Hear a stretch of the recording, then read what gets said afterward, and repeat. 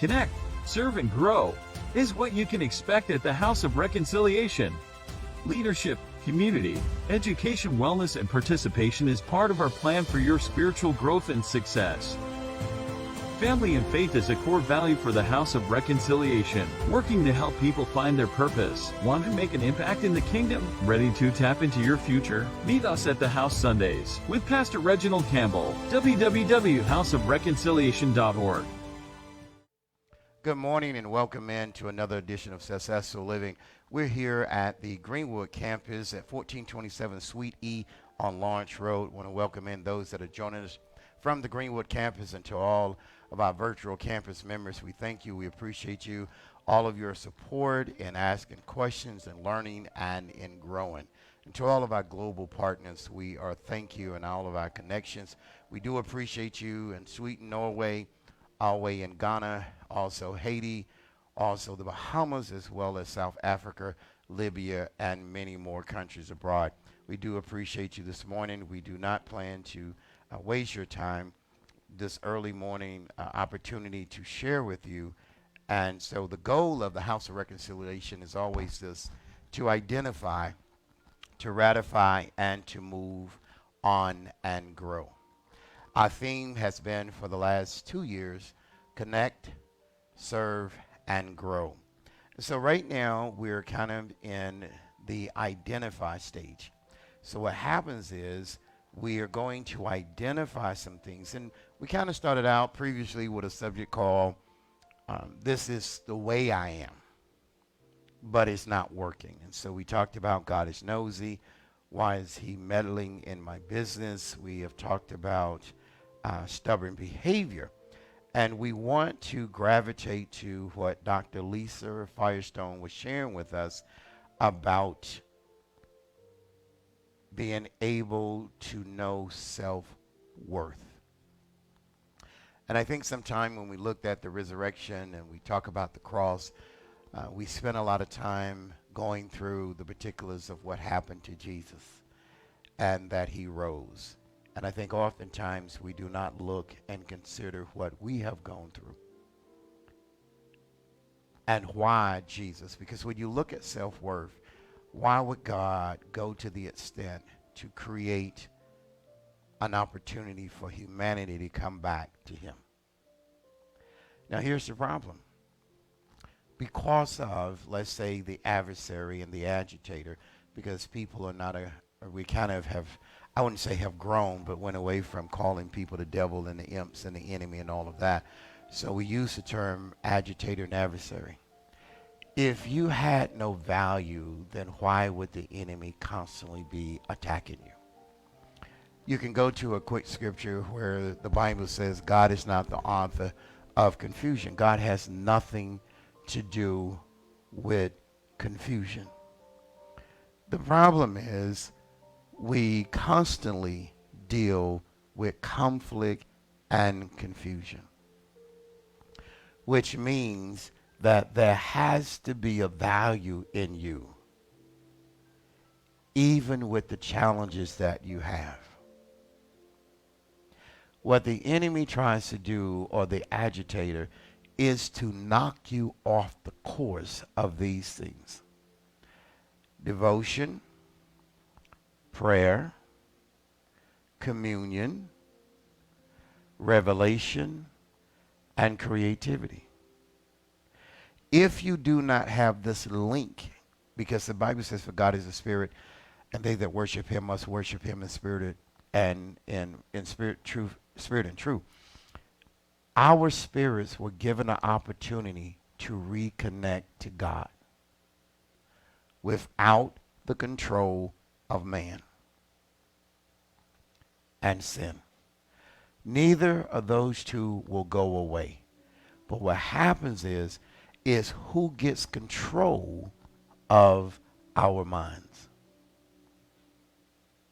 Now, if God thought enough, and he said he has no respect of person, and he said that whosoever will, then the question I have is, why then are you leaving yourself out all the time? We take the victories. but we struggle with the hills and the mountains. Why do I have hills and mountains?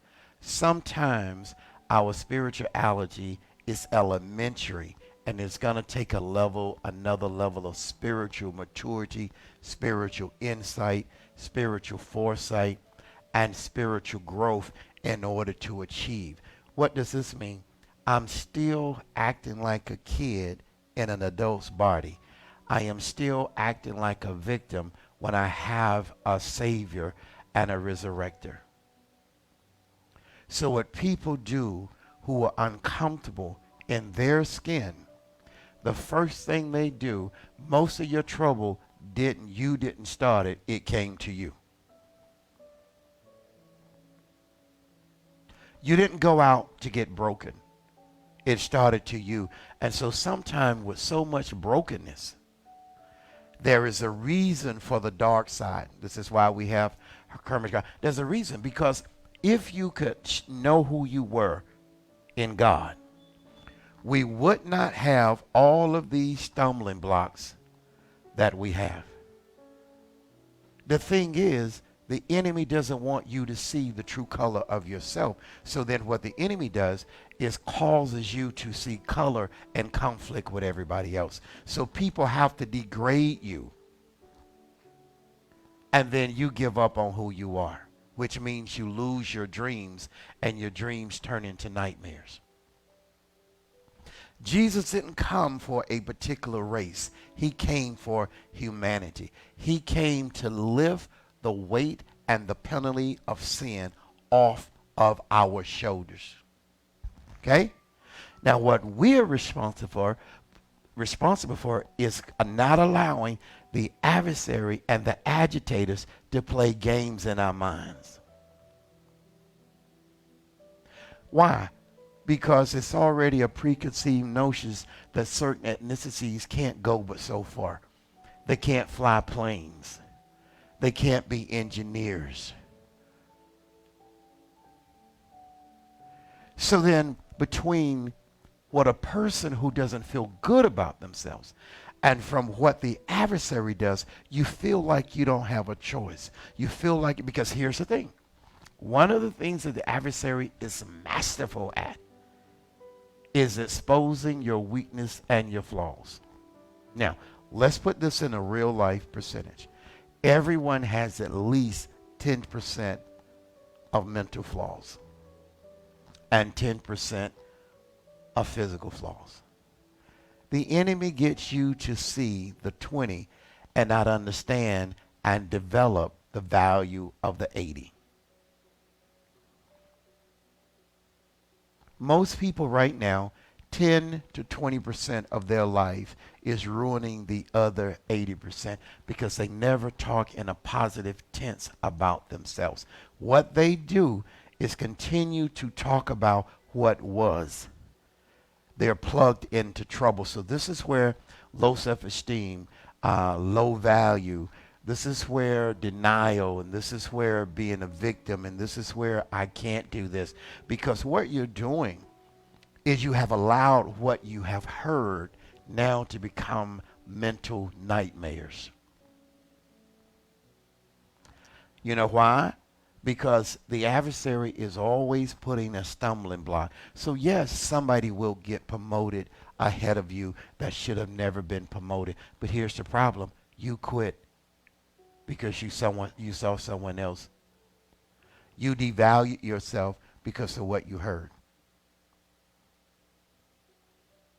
Now watch this. It is not the pain that you're in.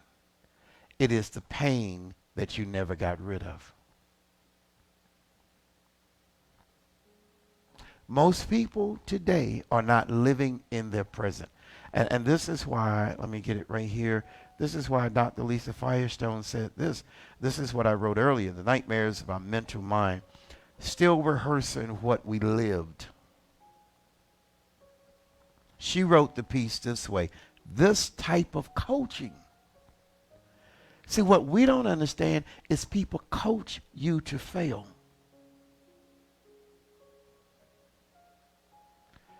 because you won't accept yourself. And when you haven't discovered your true identity, society and people who want to take advantage of you will now play a mental game with you. That's why many people today, you can flip to the next slide, are cracked vessels. Because what they get you to do is to build on the 20% that you're not.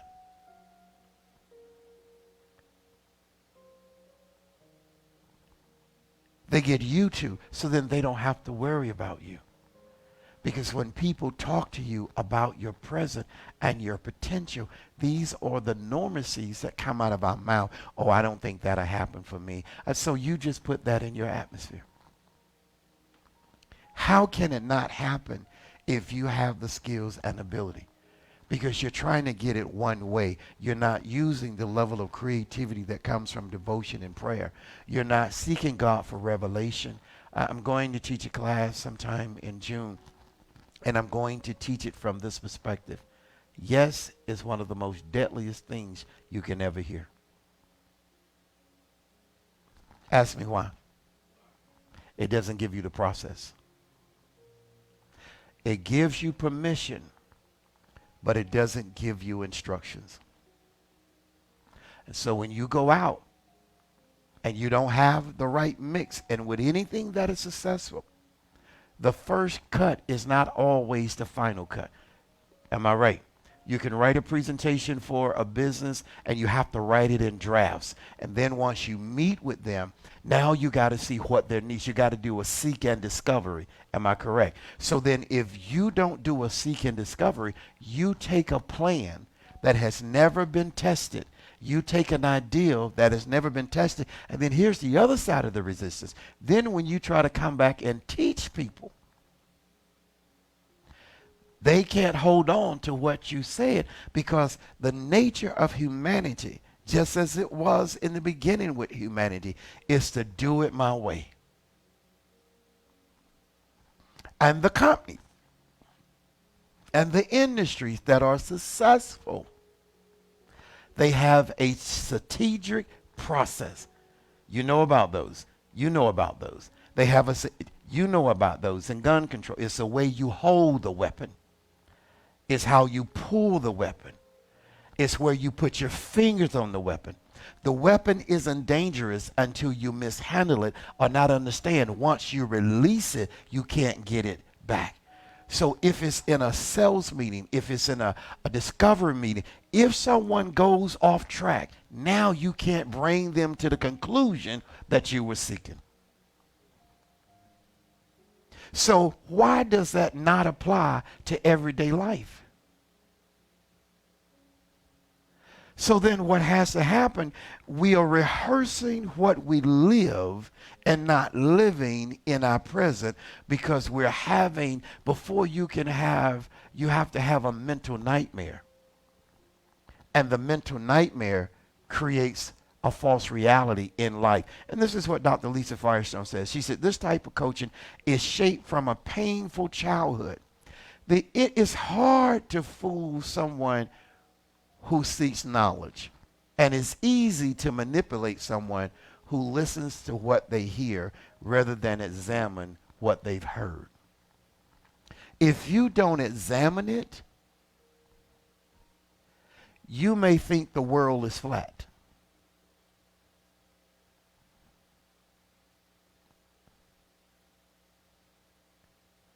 Hello? If you don't study it, you may think that the city and the town you live in is how the whole world views you. Yes. There are people who have never looked in the atmosphere and looked at the things, and they just say, oh, that's just a picture they made. When the world is, and then here's the whole thing. We do not realize, and I don't know, some of you people who are really good in math and science, that the earth is spinning. And it tilts on an axle. That's why we're getting spring now, because the earth has tilted. So then we get what they had was daylight saving times. Now we get a little bit more sunshine because we're tilting. And so in tilting, now we get warm weather rather than cold weather. I did good? Okay, good. Well, you got to have people that know more than you if you're going to try to teach something.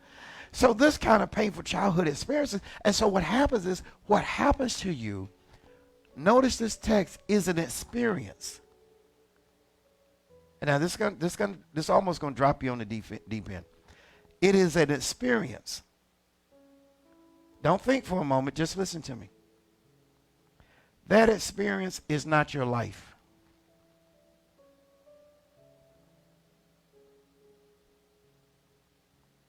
That pain, that brokenness, that victory, it's not your life.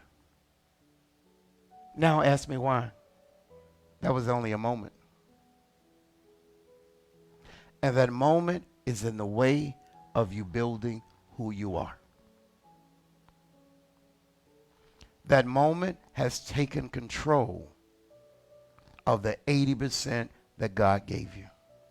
Every one of us has 10% mental. The other is 10% natural. The enemy and the adversary tickles and picks at your weakness and not focus on your strength. And when you or I have a bad experience, it weighs more than the victories that we have. And he doesn't do this late in life. He does this early on in painful childhood experiences, which are critical attitudes we were exposed to. Because as a child and in innocence, you don't think your parents or your environment is wrong.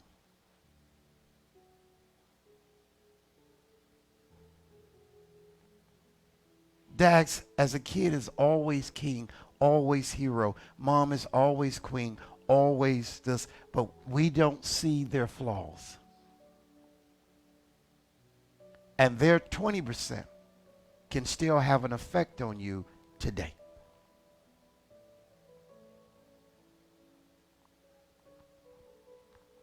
Because, now I might be wrong, but I think they say between the ages of 3 and 5 or 6, the brain is developed to a certain degree. The behaviors and the habits are already set.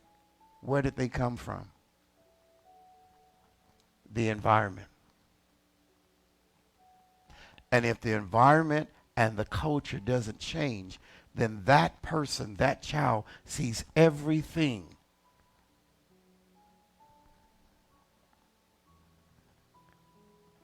through what was, and they never can embrace what is. And this creates mental nightmares because we're still trying to go back and fix a moment rather than understand how to function in the present. And hear how it is so critical. She says the critical attitudes we were exposed to early in life, as well as the feelings. See, we never knew our parents had feelings. And many times those feelings became laws.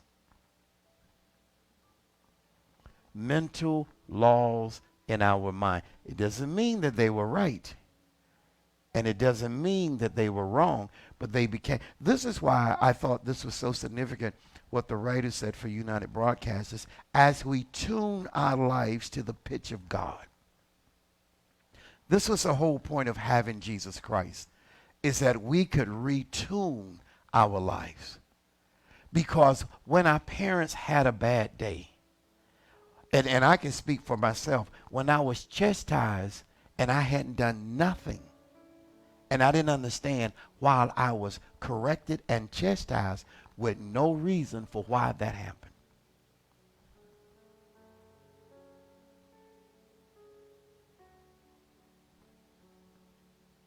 No understanding and no reason while I was given away.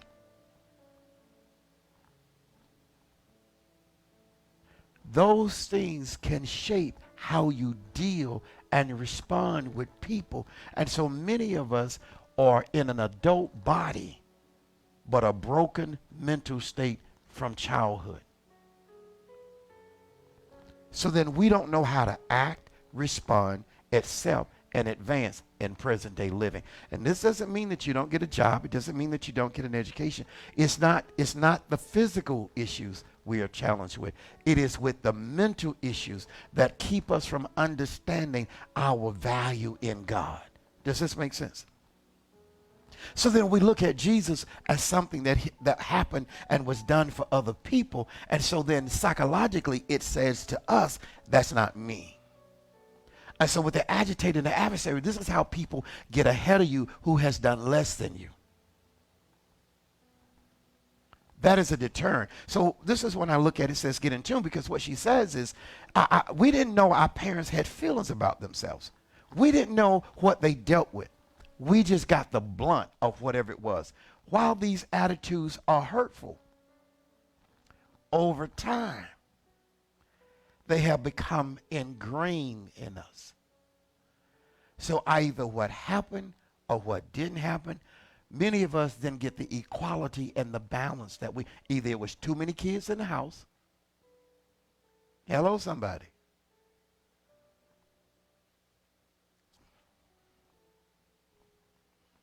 Or you felt abandoned because here's another kid and you haven't been developed.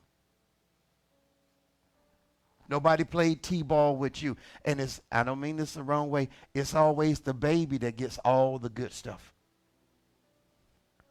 The last one gets all, the middle kids, they catch hell.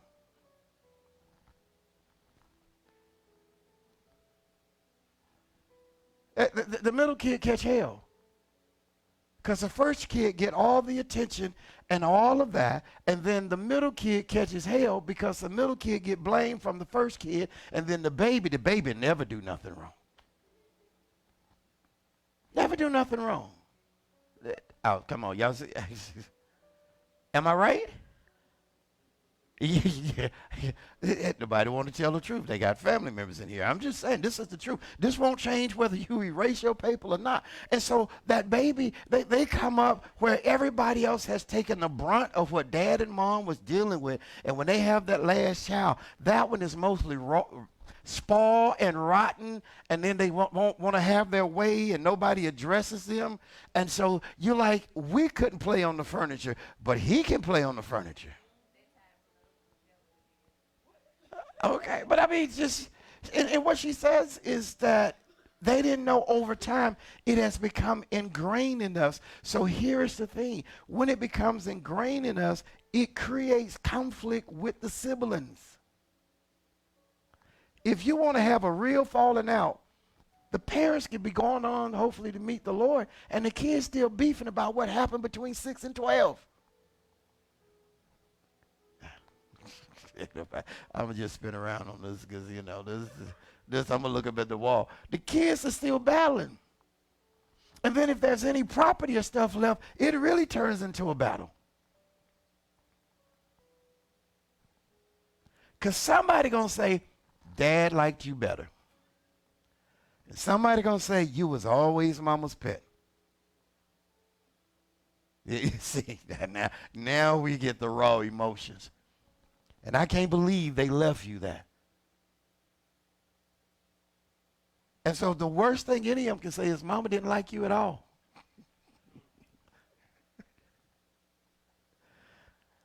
Because what happens as adults, we fail to see them as an enemy. This is why in certain cultures, the families are not strong. They're all gifted. They're all talented. They have gifts, but they can't work. Now you're getting, they can't work together. Because other people set poison in your culture and in your family. And the easiest way to set poison in your family is to set poison in your culture. So people don't look at the rise of the Planet of the Apes when Caesar said one monkey. One ape you can break. But when apes come together, they can't be broken. Many families are suffering from today because other cultures put poison in your culture, that poison your family, that cause conflict within brothers and sisters.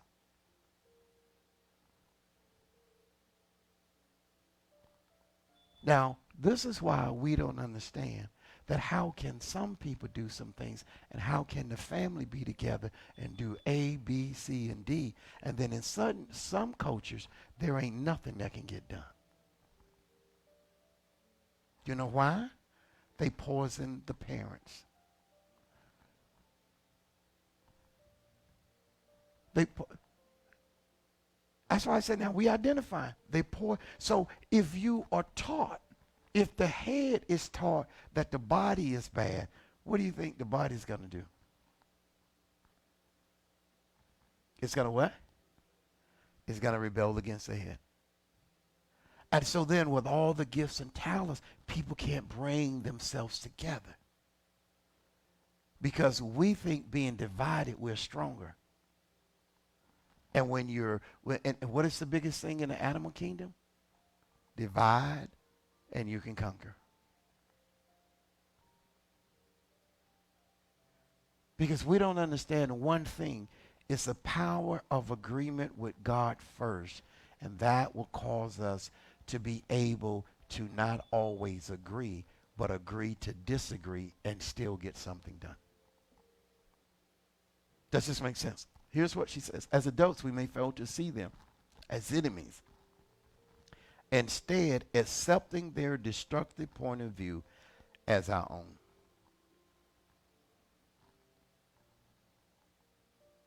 If you look at how most families have been successful, it wasn't an individual run. It was a collective run. Because what you don't have, your counterpart in your family or in your ethnicity will bring it to the table. There was one, let me see here. There we go.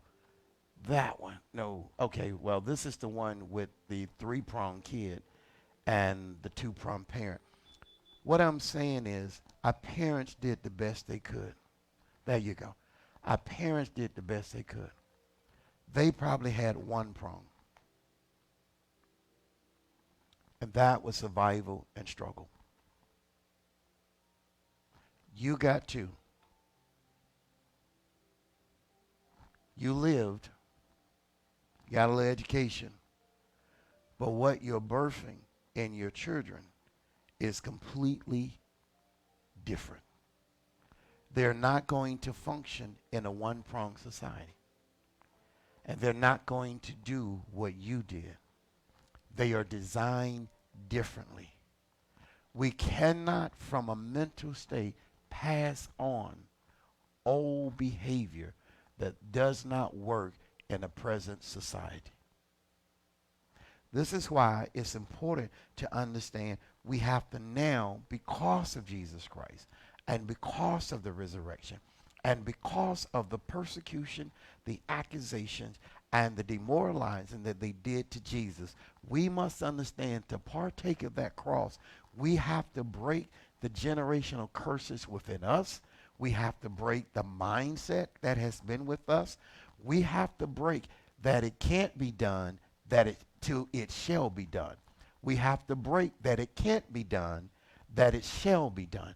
We should be living to pass the baton, not living anymore. In these facets, the struggle is real. We can't live anymore and we shall overcome. We have to live forward because many people are not living in the present. You know why? When most people see you, the first thing they think is you shouldn't be where you are. Can I make it plain? When you open your mouth, what should come out of your mouth is, first of all, the integrity and the self-value that you have in God. Can I take you to another step? This is what he told, I believe, I might be wrong, Jeremiah. He said, don't look at the face of the people. See, you're looking to be accepted rather than understanding you belong. I'm going to have to say that again. You're looking for them to say you're okay rather than understanding before you ever walk in that you belong. I am so important that God went to Calvary and preset my destiny. Oh, my God. All right. And I'm not going to let your mindset or your mental state or your culture or your view of me that make me feel like I have to sit in the back and I should wait to be spoken to. How does God set you free and people set you back? If you can't handle my gifts, then you're not my audience. Sometimes you're trying to fit in a place that you don't belong. And you don't need to spend your whole life being looked over. You don't need to spend your whole life trying to be accepted. You don't need to spend your whole life hoping that you might fit in. You don't need to spend your whole life trying to get even with a moment in your life and not take the time to set your life. Culture is critical. There's nothing in the past, nothing that we can say to mom, nothing we can say to dad, whether they have gone on hopefully to be with the Lord or whether they are here, that can change their experience. You have to focus on changing yours by not letting a moment that was become a moment that still is. You have the power to change your culture. You have the power to set your family and your grandchildren on a new trajectory. You have the power to be confident in your life because of what God saw in you. He says, I've made what? All nations of one blood. I had a one-on-one opportunity on yesterday to actually meet some gentlemen who were of Indian. And we just felt like brothers. We just started talking. And we talked for hours. So you never know. Many people their stories are the same as yours. But here's what I picked up from each one of them. Don't get hung up on your past. Because ain't nobody going to give you nothing for it. Focus on what you can control now. So if I leave you with anything, understand, we can't justify what was. We can't continue to be mad about our past. We can't continue. And I want you, as we're headed into the middle of May, stop hanging your head down. Stop focusing on your broken 10% or your broken 20%. Get used to hearing no. If you get comfortable in your skin and you get comfortable in God, you're always going to upset other people. You know why? Because your future is causing friction in your past. Because people can no longer judge you through their perception. They have to judge you on the skill set and as the great Dr. Martin Luther King said, and the content of your character. They have to measure you on your intellect that you have from God. So you don't, and let me tell you a word that you have to know that you're going to hear when you start trending. That you're an overachiever. I say to people all the time, how do you know the value that was set in me when you don't know me? Because that is another way of separating you to make you think something you're not. Should be a standard to every family. There's a gift and a talent that God has put in your family. Don't let other people separate you. This is real talk for real people. I hear it all the time. Oh, you're an overachiever. You're an author. Or you're an overachiever. How do I be an overachiever? How is it a standard for you and a hope for me? Let me say that to the camera. How is it a standard for you and a hope for me?